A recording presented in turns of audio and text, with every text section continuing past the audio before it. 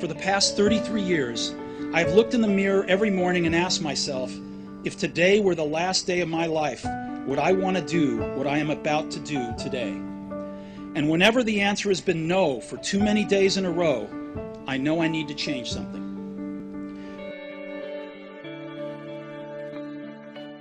I've been at the museum now for almost 20 years, and something that stands out to me is that early on, someone who was critical to the development of this community, and she's since passed away, but she invited me to her house for lunch once I was named the director of the museum.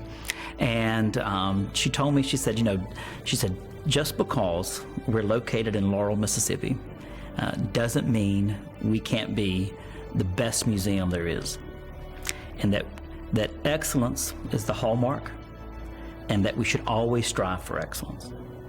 And that hit home with me, because it made me realize that sometimes in Mississippi in particular, we tend to kind of apologize for maybe some shortcomings, or in Jones County, we say, oh, because we're here, we can, we're not as big as other areas surrounding us, or maybe it's not as much to do. But she made me understand that, there's a level between excellence and then mediocrity, and that excellence really will turn people's heads. In the case for Jones County, when the railroads came through in the 1880s, it made a huge impact in the fact that we could actually finally cut down these big pine trees and send them out somehow on a rail car. And so Eastman Gardner Lumber Company came in 1890. They were based in Clinton, Iowa, and they really bought lock, stock, and barrel what was here. It was a small mill owned by a man named Mr. Camper. That's pretty much where our Sawmill Square Mall is today. And they bought the timber rights, which is even more impressive, from Laurel to Mendenhall, about 15 miles on either side of that line. So that's a lot of trees. They had the right to cut. And so soon they were followed by 3 other sawmills. Eastman Gardner stayed the largest, and by the turn of the century through World War I in the 1920s, we were the yellow pine capital of the world, and we were shipping out on rail car 1 million board feet of lumber a day. So if you stack that from end to end, that's 180 miles of lumber. That's from here to Jackson and back. That's just one day's production going out. So you can quickly see how, from a wealth standpoint, these companies were able to really make it and make an impact. They had immense connections. When you talk about Eastman Gardner Lumber Company, don't ever doubt the reach they had around the country in terms of business connections. And so they could do things like, for example, when all this sawdust and these wood chips were piling up, they called Thomas Edison's lab and said, hey, send us someone down and let's see what we can do with all this excess waste we have. And so that's how Masonite was invented, to bring in William Mason to come in and by accident one day actually formed this hardwood that really revolutionized materials, that really revolutionized kind of the workforce here. Because when you think about it, that really came about right as the time the Depression hit. And so what better industry to lead you out of the Depression through World War II than a product like Masonite. But that's just one case of so many different types of industries that were here. I know at the turn of the century, in 1900, you had John Lindsay inventing the Lindsay wagon. It did totally revolutionize how trees were able to then be taken from the forest toward the spur lines and toward the rail lines. And before everything got bogged down, and the even weight distribution of the Lindsay wagon was a remarkable invention. He had an assembly line going here right in 1904. Before Henry Ford was doing it, we had an assembly line making Lindsay wagons here. And he had offices all over the Southeast. He had offices in Europe, South America, but it was probably one of the greatest inventions to ever come from Laurel at a time when it changed the efficiency of getting those big virgin yellow pine trees in to be processed. And so people like that, and that spirit, I think that entrepreneurial spirit was evident from when we were first formed to really even now today. It carries on with the industry and the leaders that we have here from that standpoint. So that community involvement is important to me. And my wife kids me all the time that I can't say no to anyone and she says that I don't have any hobbies because my hobbies are joining things and being involved in things. And I think she's right.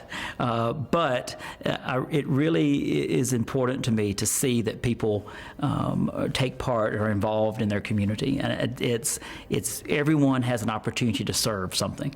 And I know we have wonderful organizations that need our support financially, but they need our time.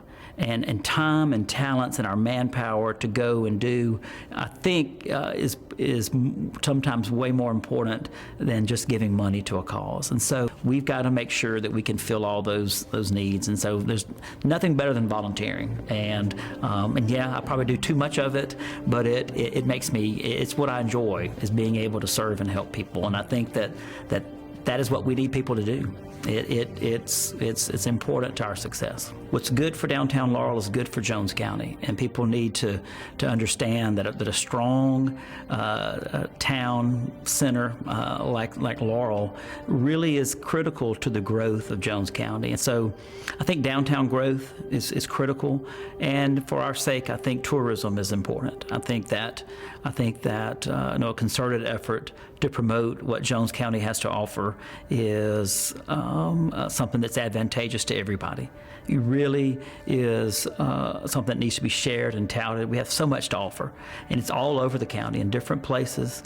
And I think that if we could get the word out, of course, that's critical is some form of unified effort to market and promote what's here. We'll bring those people in, and we've got an opportunity through events at the Sportsplex, of course, with the Historic District and the museum, but also just in all areas out in the county, Landrum's Country, events at JCJC, all draw people in. I believe in Jones County because of the people. And I think that, and because I am so interested in the history of the area, and not growing up here, learning that history has been important, and it's why I enjoy sharing it, because I think if I had been raised here, I may have taken the history for granted. And so I believe in Jones County because I've seen kind of why it's here, how it got started, and what led to its development. And I think the characteristics of what was here from the 1890s into the early 1900s is something we can replicate.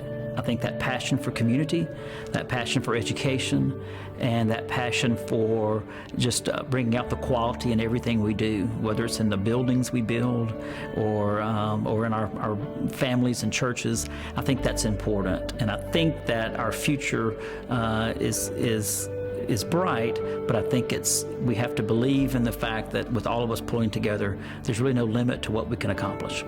I grew up with a really wonderful balance between living in Laurel and having dear friends in Laurel and at First Presbyterian Church, and the opportunity to enjoy that land and those people out in the county. And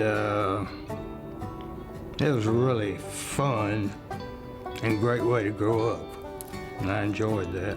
My grandfather and my uncle started their business here in 1947 as a Purina feed and seed store. And my father came back in 1951 when I was 4 years old and joined that business.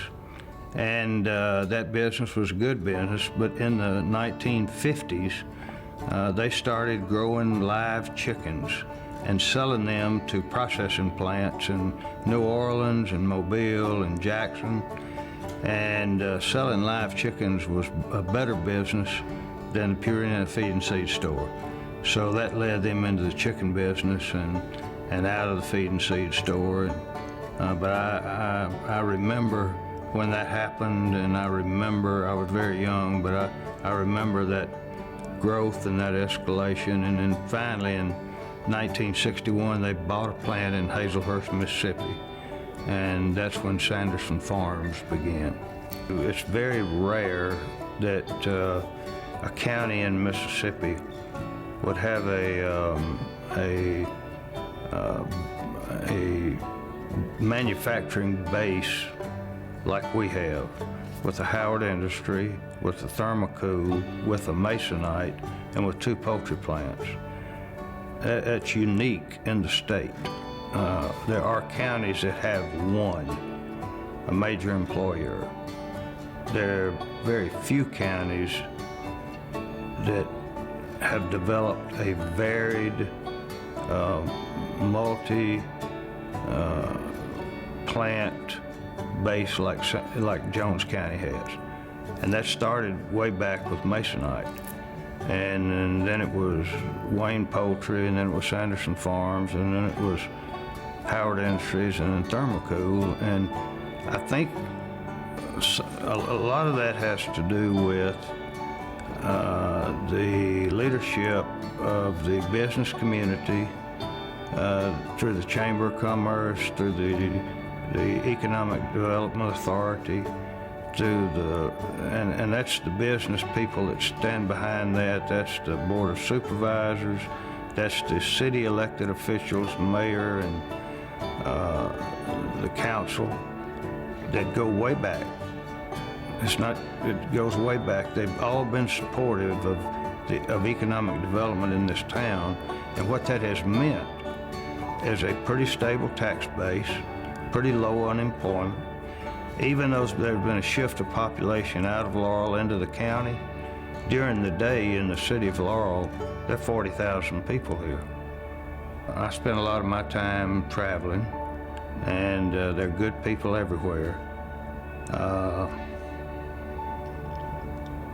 But my favorite people are in Jones County.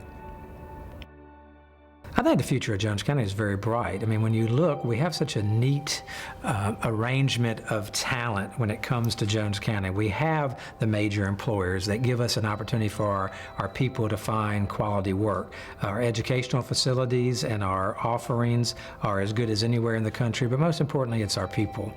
They have such a great spirit. There's a competitive spirit among the people of Jones County, but when there is a need, everyone comes together. And I think what you'll see about Jones County is its generosity. When there's a crisis or when something comes up, we all pull together as one. And so I think the future is very bright. It's going to be very important for us, though, in this kind of transition period, for us not to fall asleep at the wheel. We're going to have to raise our expectations of our children, raise our expectations of our government officials, and we need to expect greatness. And if we do that, and if we push the envelope and we keep dreaming, there's no reason why Laurel and Jones County can't be the gem of the state of Mississippi.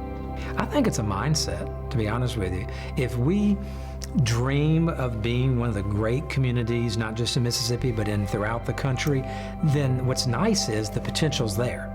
All right, we've got resources, we've got recreation, we've got facilities, we've got educational opportunities, we've got wonderful employers, we've got great weather. I mean, all these different things are there for the taking. I think it's about us not, for lack of a better word, just settling on being good. You know, when you hear about the famous book, Good to Great, and what Jim Collins writes in there, he says that good is the enemy of great. And I think for Jones County it fits beautifully because it's good to be good. You know, we have lots of good churches and good schools and good families and good businesses, but we don't want to just be good. If we decide that we want to be the best in the world at what we do, and if we set that standard, then even if we miss, we're still going to be pretty darn good. And so what we've got to be careful not to get comfortable. And if we'll keep pushing, I got a feeling that other communities are going to settle and Jones County is going to rise to the top. And the potential is there. What a rich history we have. When you think about the great history of this town, when you think about all the different talented people that have come through this area, there's something special here. We've got to decide that we want to be special as a community. And when we do, something good is really going to happen. I work in the Gardner building. That's where the superintendent's office is. Well, did you know, first of all, it was built in the 1920s. It's a beautiful building that's been restored. But when I talk to people, I don't think they realize that, to my mind, it might be the most beautiful central office in the country. Because first of all, there aren't many buildings that are still that old and in that wonderful shape. But how many people get to work in a building that is placed in a park that was designed by the same guy who designed Central Park in New York City? Frank Olmsted, who many years ago, 100 or so years ago, came to Laurel, was hired to put all these beautiful parks together. Well, my office is sitting right there in Gardner Park. And so that's just a reminder that everything that Laurel has done over the years has been very classy. Everything about our downtown. I love the revitalization of downtown. And so I think a lot about the Laurel schools.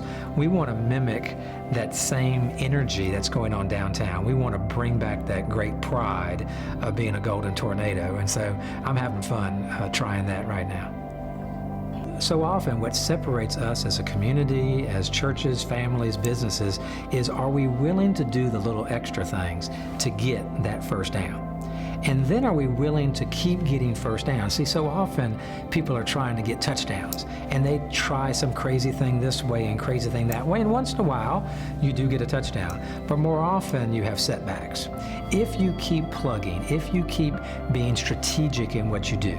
A good example is what I like to call the difference between a good running back and a great running back. A good running back works hard, he runs hard, he drives his legs, he spins, he drags people.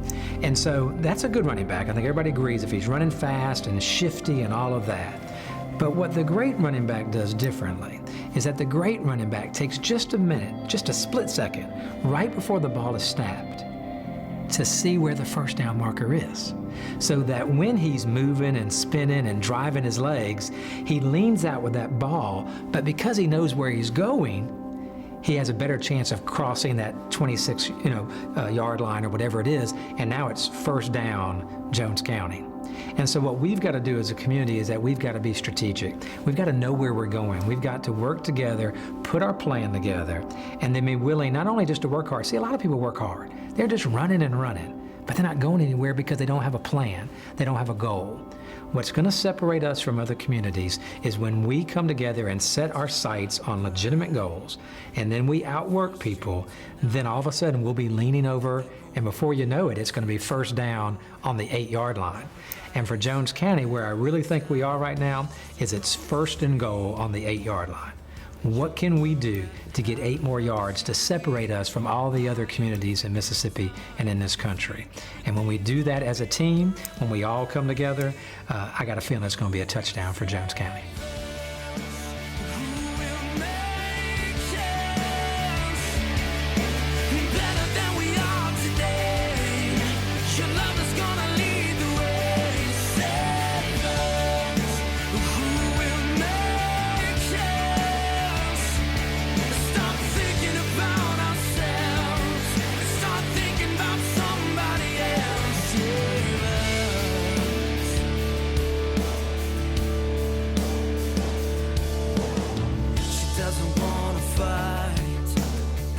Finds a place to hide. The love's been gone for far too long.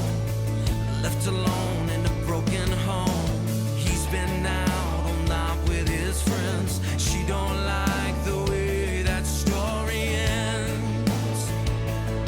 And she's tired of it all. Who will save us? Who will make sense? Better than we are today. Your love is gonna lead the way. Save us. Who will make sense? Stop thinking about ourselves and start thinking about somebody else. Save us. 'Cause we've been living life upside down, but there is one who can turn it around.